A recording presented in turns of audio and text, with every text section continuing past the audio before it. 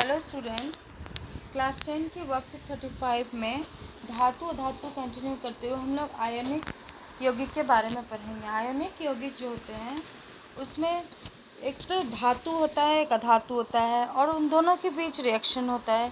तो धातु जो होते हैं वो इलेक्ट्रॉन का त्याग करते हैं, इसलिए उनके ऊपर धनायन चार्ज बनता है और उन्हें धनायन कहते हैं, धनावेश प्राप्त करते हैं। और जो इलेक्ट्रॉन को प्राप्त करते हैं उन धातुओं पे नेगेटिव यानी कि ऋणायन चार्ज बनता है और वो ऋणावेशित हो जाते हैं।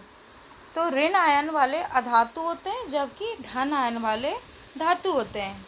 इसके अलावा आयन एक परमाणु या कई परमाणुओं के जटिल समूह से बन सकते हैं।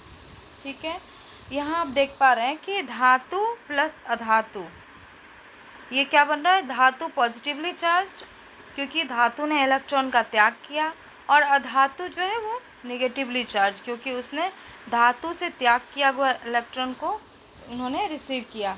और ये ऐसा क्यों होता है? इससे पहले वाले उसमें आपने पढ़ा था, वो अपने अपने ऑक्टेट को पूरा करने के लिए ऐसा करते हैं। और इसके फलस्वरूप जो संबंध बनता है, बॉन्डिंग होती है, आबंध बनता है, उस तरह को आबंध को हम लोग आयनिक आबंध कहते हैं। इसमें विपरीत आवेश, ऋणावेश और धन आवेश एक साथ जुड़े रहते हैं, तो आयनिक कंपाउंड यानी कि आयनिक यौगिक बनते हैं। इसीलिए आयनिक यौगिक आयनों से बने यौगिक हैं।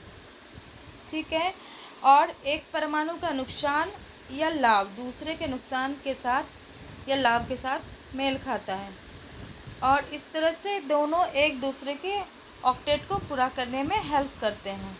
ठीक है, अब हम पढ़ेंगे आयनिक यौगिकों के कुछ जो इम्पोर्टेंट फिजिकल प्रॉपर्टीज़ है, भौतिक गुणधर्म है, उनके बारे में। बच्चों, जो भौतिक प्रवृत्ति होती है, इनकी प्रकृति कैसी होती है? ये भंगुर होते हैं, मतलब बिल्कुल आसानी से ही टूट जाते हैं। अगर इनको हम थोड़े ठोस एवं थोड़े कठोर होते हैं ये यौगिक, ये ऐसे यौगिक होते हैं, इन्हें अगर हम जरा सा भी दबाव डालते हैं तो ये टुकड़ों में टूट जाते हैं। दूसरा है गलनांक एवं क्वथनांक, मेल्टिंग और इनका बॉइलिंग दोनों ही हाई होता है, दोनों टेम्परेचर हाई होता है। अगर ऐसे यौगिकों को हमें गलाना हो तो भी हमें ज़्यादा ऊर्जा की मात्रा की आवश्यकता होती है, और अगर इन्हें हमें बॉयल करना हो तो भी हमें ज़्यादा टेम्परेचर की ज़रूरत होती है। अब आपके दिमाग में सवाल आएगा कि ऐसा क्यों होता है? ऐसा इसलिए होता है क्योंकि ये जो आयनिक बंधन होता है ये काफ़ी मजबूत होता है, अतः इनको तोड़ने के लिए पर्याप्त मात्रा में ऊर्जा की आवश्यकता होती है। तीसरा भौतिक गुणधर्म है घुलनशीलता। ये जल में घुलनशील होते हैं। आयनिक कंपाउंड जो होते हैं वो जल में इजीली डिसॉल्व हो जाते हैं, जबकि केरोसिन ऑयल और पेट्रोल में ये अघुलनशील होते हैं, इनसॉल्युबल होते हैं। चौथी जो आपकी भौतिक इसकी प्रकृति है वो है विद्युत चालकता। ठीक है, ये जब ये मेल्टिंग फॉर्म में होते हैं या डिसॉल्व फॉर्म में होते हैं, घुलनशील होते हैं जल में, तो ये विद्युत का चालन करते हैं, परंतु जब ये ठोस रूप में होते हैं तो ये विद्युत का चालन नहीं करते हैं। इसके पीछे यही कारण है क्योंकि ठोस अवस्था में इनकी संरचना काफ़ी दृढ़ होती है, तो इनके आयनों में गति नहीं होती है, और जबकि ये वाटर में जब ये डिज़ोल्व किया जाता है इनको, तो इनमें इनके चार्ज जो होते हैं वो फ्री हो जाते हैं, तो वो इजीली इलेक्ट्रिसिटी को के चालन में हेल्प करते हैं। ठीक है बच्चों, आप यहाँ पे देख पा रहे हैं एक तस्वीर दी हुई है, उसमें इस चित्र में दर्शाया गया है कि लवण के विलयन के चालकता की जांच कैसे की गई। ग्रेफाइट के 2 छड़ लिए हैं, इसमें जांच वाला लवण का विलयन है। ठीक है, ये एक बीकर के अंदर लिया गया ये सब, और आप देख रहे हैं कि इसको हमने तार और स्विच से बैटरी से कनेक्ट कर दिया, एक बल्ब लगा दिया है। अब आप जब देखेंगे इसमें जब इलेक्ट्रिसिटी का फ्लो होगा तो ये बल्ब जलने लगेगा। ठीक है, तो इससे ये स्पष्ट हो जाएगा कि ये लवण जो है वो विद्युत की चालकता का प्रमाण दे रहा है, बल्ब जल रहा है, इट मीन्स। तो आप ये देख पा रहे हैं कि यहाँ पे कुछ एग्जाम्पल्स दिए हुए हैं। NaCl, सोडियम क्लोराइड, इनके क्वथनांक और गलनांक दिए हुए हैं जो कि काफ़ी हाई होते हैं। Lithium chloride, LiCl, CaCl2, calcium chloride, calcium oxide और मैग्नीशियम क्लोराइड। ठीक है, अब कुछ क्वेश्चंस दिए हुए हैं, इस इस पिक्चर में यहाँ भी एक और तस्वीर दी हुई है, इसको भी आप देख लीजिए किस तरह से दिखाया गया है कि ठोस अवस्था में जो आयनिक यौगिक हैं और जब ये वाटर में इनको डाला गया तो किस तरह से ये आयन में टूट जा रहे हैं। तो इनकी किस तरह से ये चालकता को हेल्प करते हैं, चालकता इनके अंदर कितनी बढ़ जाती है क्योंकि इनके आयंस वाटर में फ्री हो जाते हैं। अब कुछ क्वेश्चंस दिए हुए हैं, अब आप देखिए इनको समझने की कोशिश कीजिए।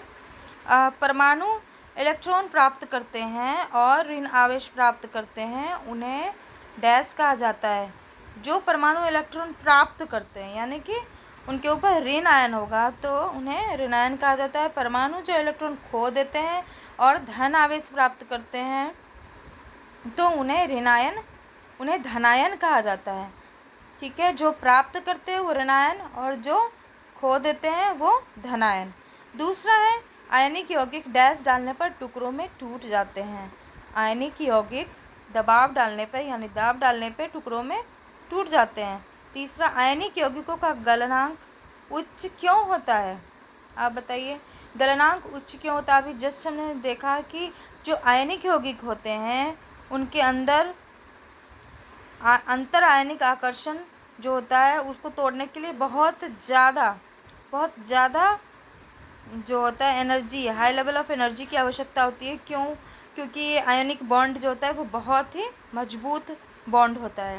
ठीक है, उसके बाद देखिए आप आयनिक ठोस अवस्था में आयनिक यौगिक विद्युत का संचालन नहीं करते लेकिन गलित अवस्था में करते हैं। कारण बताइए, चौथा नंबर क्वेश्चन। अच्छी तरह से आपने अभी समझा होगा क्योंकि ठोस अवस्था में इनके जो आयंस होते हैं वो फ्री नहीं होते, वो बिल्कुल ही दृढ़ संरचना में संगठित होते हैं और जबकि वाटर में जब हम इसको डिजॉल्व करते हैं तो फ्री आयंस में वो रोटेट करने लगते हैं, उनके पॉजिटिव और नेगेटिव आयन फ्रीली मूव करते हैं, उनमें गति होती है। इसी कारण से वो विद्युत का संचालन आसानी से कर पाते हैं। पांचवा क्वेश्चन है आयनिक यौगिकों में विद्युत चालकता का नामांकित चित्र के माध्यम से विस्तार पूर्वक समझाइए। ठीक है, एक अच्छी तस्वीर यहाँ पे दी हुई है जिसमें हमने देखा यहाँ पे एक बीकर है, उसके अंदर 2 ग्रेफाइट की छड़ लगे हुए हैं और ये जो विलयन हमने लिया है उसमें जांच वाला आपका आयनिक केमिकल है जो उसमें, और फिर इस तरह से उसको वाटर में डिज़ोल्व किया गया है और ये बल्ब और स्विच उसमें कनेक्ट कर दिया गया है। इस पिक्चर को आप नामांकित करके दर्शाएंगे। तो ये था बच्चों आपका वर्कशीट नंबर 35। थैंक यू, आप इसको अच्छे से करके आप मुझे इसकी पिक भेजेंगे। ओके।